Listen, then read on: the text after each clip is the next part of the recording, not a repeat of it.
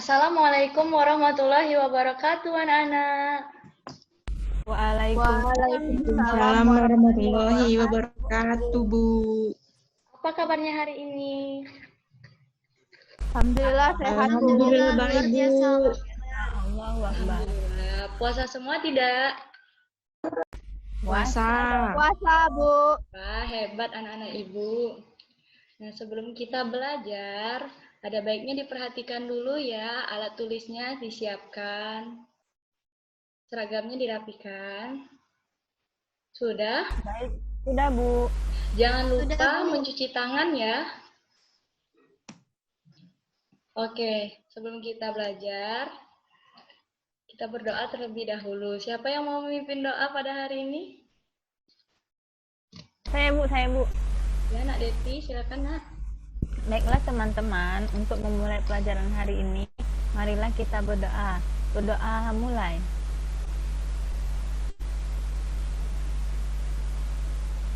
Berdoa selesai. Sudah, Bu. Terima kasih, Nak Devi. Nah, Ibu cek kehadiran terlebih dahulu ya. Miftahul Nurhandayani. Hadir, Bu. Ya. Anissa Nur Alifia. Hadir, Bu. Ya. Erisa Srianti. Hadir, Bu. Oke. Nanda Ayu Jamila. Hadir, Bu. Ya. Devi Liasari. Hadir, Bu. Oke. Semuanya hadir ya. Alhamdulillah. Nah, ada yang tahu belum kita mau belajar apa hari ini? Belum ya? Belum tahu, Bu. Hari ini Ibu akan menjelaskan tentang cerita fiksi dan watak tokoh dalam cerita fiksi. Nah, cerita fiksi, kalian sudah tahu belum pengertiannya itu apa? Cerita bohongan, Bu. Cerita bohong. Hayalan, Bu. Nyata, Bu. Betul. Cerita yang ada di Bobo, Bu. Iya, cerita yang banyak dibobo ya, pinter-pinter anak Ibu. Nah, untuk mengetahui pengertian yang lebih jelas, Ibu punya PowerPoint, akan Ibu tunjukkan ya.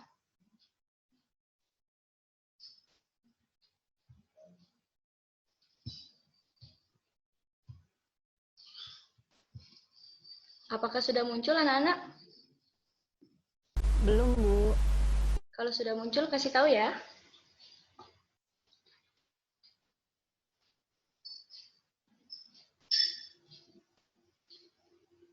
Belum ya?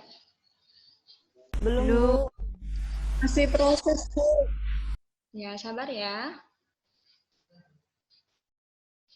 Sudah, Bu. Oke, sekarang kita bahas tentang cerita fiksi.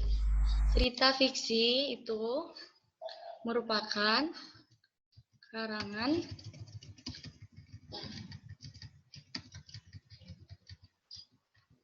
bentar ya, macet.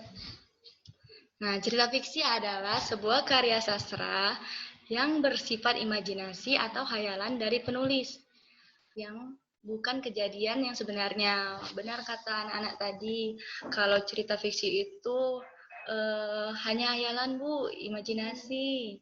Betul itu ya, itu bukan cerita yang sebenarnya terjadi pada kehidupan.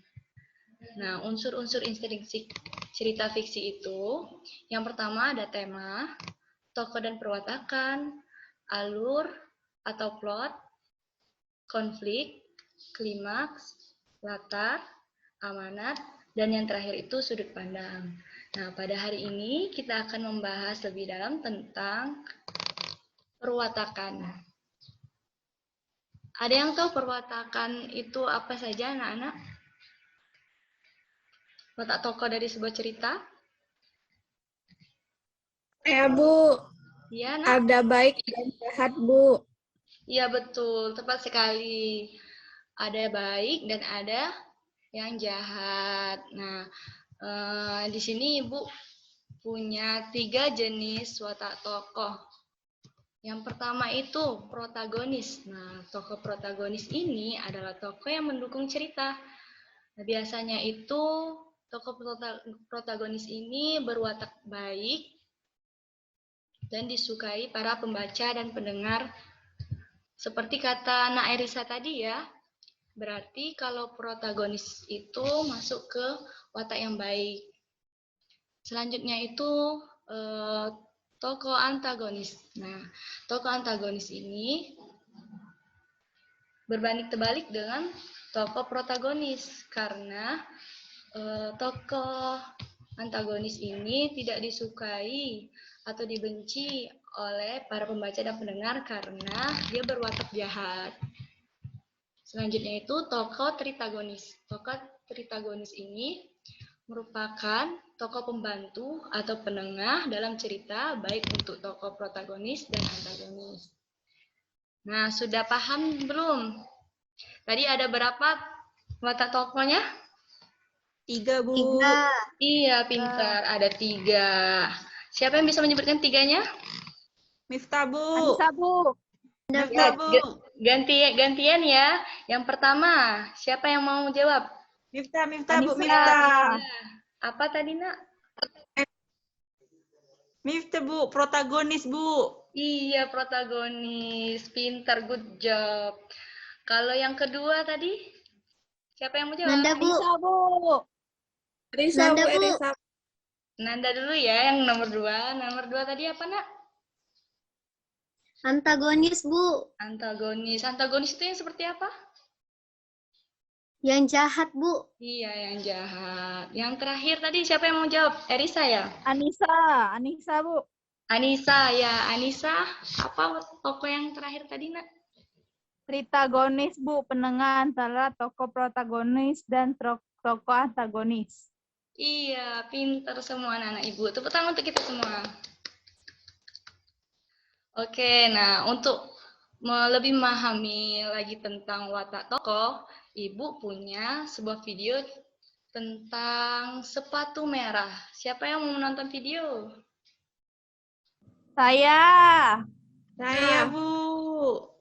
Sebentar ya, Ibu tampilkan dulu videonya.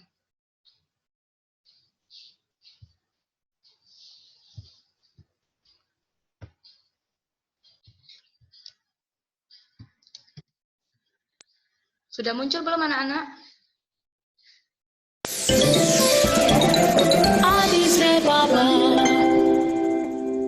Sepatu merah. Alkisah, pada negeri yang jauh, hiduplah gadis cilik yang manis bernama Karen. Ia tinggal bersama ibunya pada sebuah rumah mungil dan ia adalah anak yang riang. Ia selalu bertanya pada ibunya segala sesuatu yang ingin diketahuinya.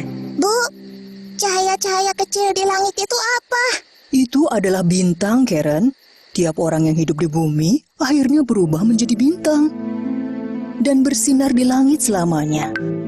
Karen hanya punya sebuah mainan, satu pakaian, dan sepasang sandal kayu yang dipakainya jika pergi. Sandal kayu buatan ibunya itu tidak nyaman. Namun, hanya sandal itu yang ia punya. Suatu hari, ibu Karen jatuh sakit. Karen harus pergi ke kota membeli obat untuk ibunya. Di tengah perjalanan, ia menemukan sepasang sepatu merah dalam kotak di pinggir jalan. Sepatu itu berkilau indah, sehingga Karen terdorong untuk membawanya pulang. Lihat, Bu, aku menemukannya di pinggir jalan. Bagus sekali, kan? Pas untukku. Bisa saja itu milik seseorang, Karen. Kau harus segera mengembalikannya. Tapi kalau sepatu ini ada yang punya, ia tak mungkin meninggalkannya dalam kotak. Mungkin pemiliknya tak sengaja menjatuhkannya. Pastinya jangan sampai jatuh. Aku yang menemukannya. Jadi milikku sekarang. Sayang, dengar ibu baik-baik. Mungkin ibu belum bisa membelikanmu sepatu baru sekarang. Tapi ibu tak mengizinkan kau memakai sepatu milik orang lain. Janganlah keras kepala. Berjanjilah kau tak mengenakan sepatu merah itu. Dengan sedih, Karen berjanji tak akan memakai sepatu merah itu dan menyembunyikannya di bawah kasurnya. Bulan demi bulan berlalu, hingga suatu hari saat Karen pulang ke rumah, ia tak menemukan ibunya di rumah. Ia mencari ke sana kemari sebelum kemudian menyadari bahwa ibunya telah menjadi bintang di langit. Hari berikutnya, dalam perjalanan menuju pemakaman ibunya, Karen memakai sepatu merah itu. Semua yang hadir menatap sepatu yang dipakai Karen. Ia tidak pantas. Tapi Karen tak peduli, karena ia menyukai sepatu itu. Seorang nenek baik hati kebetulan lewat di pemakaman. Nenek tersebut mengetahui gadis cilik itu kini yatim piatu dan berniat mengadopsinya. Ikut denganku, gadis cantik. Akan nenek lakukan yang terbaik untukmu agar menjadi sukses dan cantik kelak kau dewasa. Jadilah Karen hidup bersama nenek itu selama bertahun-tahun lamanya. Karen, kau memakai sepatu itu terus-menerus sejak ibumu dimakamkan. Copotlah sepatu itu. Sudah sangat kotor. Tidak, aku menyayangi sepatu merahku. Oh, Karen, jangan keras kepala begitu. Ayo, ganti sepatumu. Nenek berjanji akan belikan yang lebih bagus. Karen tak ingin mengecewakan nenek yang begitu baik telah mengadopsinya. Sehingga akhirnya ia lepas sepatu merah itu dan membuangnya. Hari demi hari berganti. Suatu hari saat Karen bermain di kamar barunya dengan baju dan mainan baru, nenek membelikannya sepasang sepatu baru. Tapi Karen tak menyukai sepatu itu. Tapi warnanya biru. Jelek sekali. Aku menyukainya. Tahun-tahun berikutnya, Karen sangat merindukan sepatu merahnya. Ia tumbuh menjadi gadis yang cantik. Namun sifat keras kepalanya tak berubah. Bahkan saat sang nenek membelikannya hadiah. Aku tak mau memakai benda ini. Tapi nenek merajutnya untukmu. Aku tak mau makanan ini. Buatkan aku kentang goreng.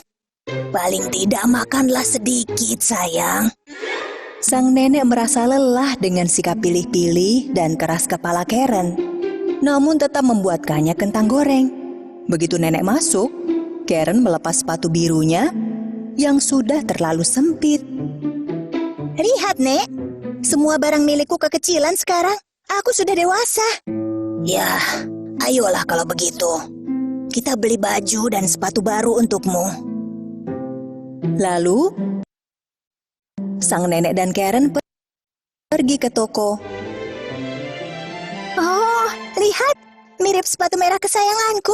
Aku harus memilikinya. Ayo beli yang ini. Karen, kau tak butuh sepatu merah mewah. Kau perlu sepatu yang tampak sopan kau kenakan. Misalnya jika kau kelak menghadiri pemakaman. Nenek hanya mampu membelikanmu sepasang sepatu. Kita beli sepatu hitam, lalu pulang. Nenek sudah lelah. Aku tak peduli. Jika nenek tak membelikan 2 pasang sepatu, aku bertelanjang kaki saja mulai saat ini. Ah, gadis kecil. Andai saja kau tak keras kepala. Nenek membelikan sepatu hitam untuk Karen dan menghabiskan sisa uangnya untuk membelikan Karen sepatu merah berkilau itu juga. Mereka harus pulang berjalan kaki. Kaki sang nenek terasa sakit selama perjalanan.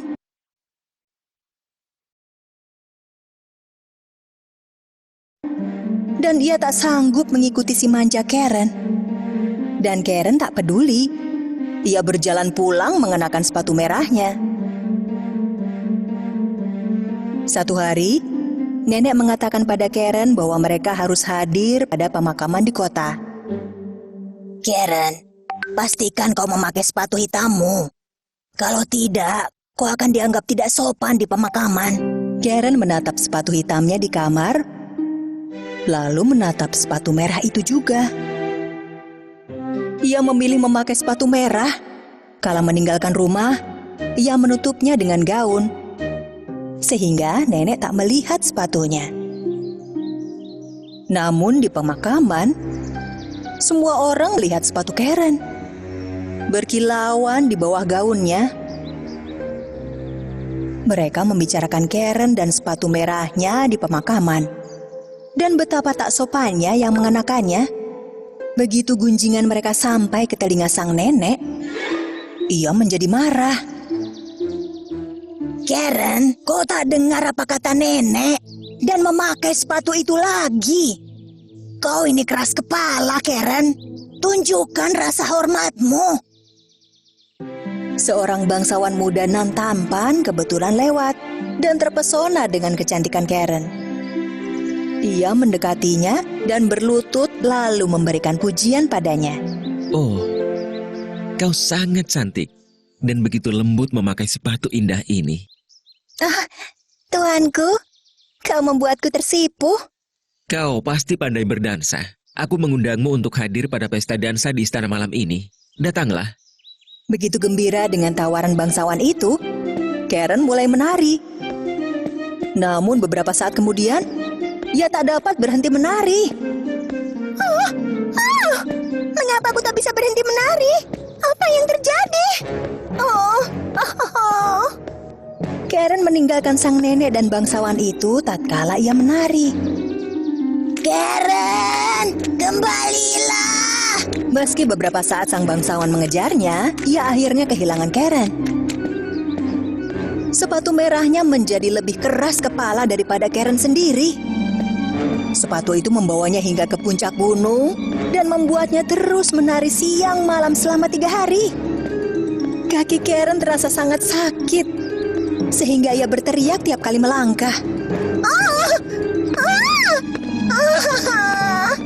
Meski terjatuh di lumpur dan duri-duri tajam menancap, sepatu itu tetap menari. Cukup. Aku sangat lelah. Aku takkan bersikap keras kepala lagi. Aku berjanji. Berhentilah. Tolong berhentilah. Berhenti. Begitu Karen berjanji tak akan keras kepala lagi, sepatu merah terlepas dari kakinya dan Karen terjatuh ke tanah. Sepatu merah itu terus menari tanpanya. Karen menemukan tongkat dan pulang dengan berjalan pincang kesakitan. Kakinya sakit sekali. Ia menangis bahagia begitu melihat rumahnya. Sang nenek menyambutnya di depan pintu. Mereka pun berpelukan. Aku tahu aku keras kepala. Namun aku berjanji tak akan seperti itu lagi, Nek. Begitu Karen mengubah sikapnya, keadaan menjadi lebih baik. Satu hari, seseorang mengetuk pintu. Ia adalah sang bangsawan tampan. Karen, akhirnya kita bertemu. Aku berusaha mengejarmu, tapi kau menari begitu cepat. Bagaimana kau melakukannya? Karen gembira melihat kehadiran bangsawan muda nan tampan itu. Saat itulah cinta Karen dan bangsawan muda bersemi.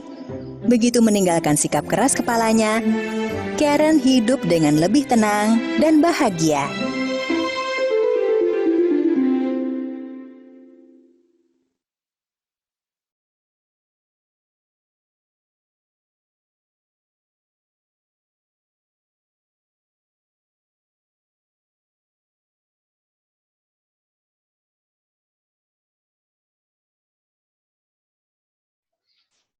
Nah, sudah ditonton videonya tadi.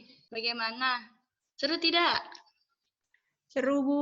Seru. Karena Ibu mau tanya tadi ada siapa aja ya di video itu? Saya, Bu. Saya, Bu. Saya, Bu. Saya, Bu. Gantian dulu ya Bu. dari Saya, Bu. ya Miftah, Ada Karen, Bu. Karen. Nah, di situ Karen wataknya bagaimana ya? Awalnya dia itu antagonis, Bu, karena keras kepala. Ya, Tapi pada akhirnya karena dia berubah jadi protagonis, Bu. iya, bagus. Good job ya. Tepuk tangan dulu untuk Miftah. Nah, selain Karen tadi ada siapa lagi? Anissa, Bu. Nenek, Bu. Nenek, Bu. Anda, Bu. Iya, betul Nanda. Erisa betul ya, ada nenek tadi. Watak nenek Bagaimana? Siapa yang mau jawab? Nah, Anissa mau jawab? Watak nenek penyabar, Bu, protagonis.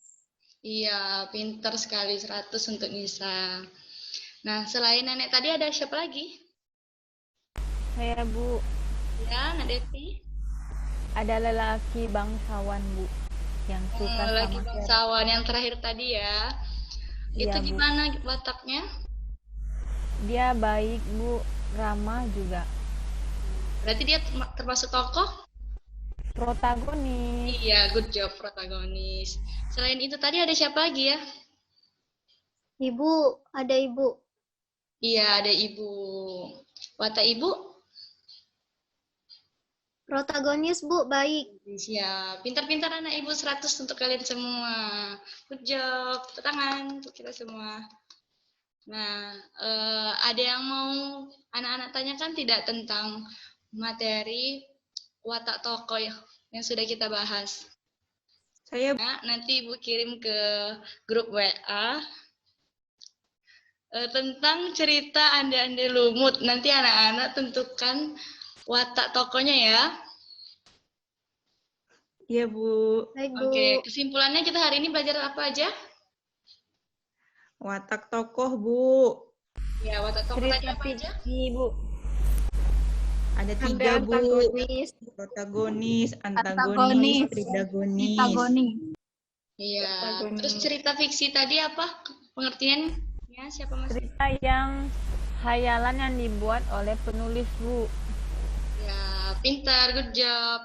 Bagian mana yang anak-anak sukai dari pelajaran pada hari ini? Menonton. Iya, nonton video asik ya nontonnya. Nah, waktunya sepertinya sudah mau habis anak-anak. Sebelum kita mengakhiri pelajaran pada hari ini, marilah kita berdoa. Siapa yang memimpin doa pada kali ini? Miftah, Bu. Ya, Nak Miftah. Silakan, Nak. Baiklah teman-teman, sebelum kita mengakhiri pembelajaran pada hari ini, marilah kita berdoa terlebih dahulu. Berdoa mulai.